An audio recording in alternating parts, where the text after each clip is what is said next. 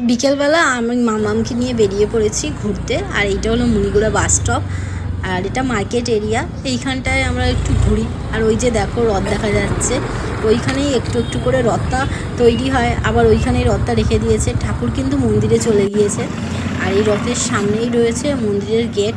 চলো মন্দিরের ভেতরটা তোমাদের একটু ঘুরিয়ে নিয়ে আসি। এইখানে না দুর্গাপূজা হয়। ওই যে ফাঁকা জায়গাটা দেখতে পাচ্ছ, এইখানেই প্যান্ডেল করে দুর্গাপূজা হয়, মুনিগুড়ার একমাত্র দুর্গাপুজো। আর ভিতরে সব মন্দির আছে। এখানে গণেশ মন্দির আছে, শিব মন্দির আছে, জগন্নাথ ঠাকুরের মন্দির আছে, আর বজরংবলীর মন্দির, নারায়ণ মন্দির, রাধাকৃষ্ণের মন্দির, সব মন্দিরই এখানে রয়েছে।